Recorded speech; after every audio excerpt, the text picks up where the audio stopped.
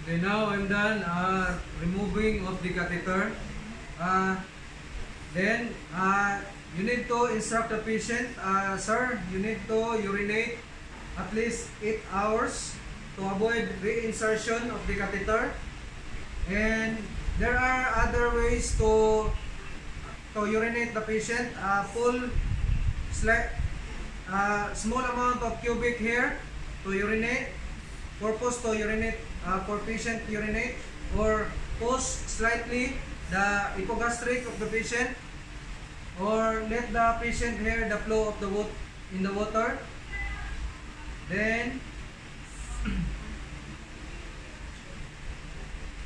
now I'm done insertion of catheter, care of catheter, and removal of the catheter. And now I'm done, then do aftercare. Thank you.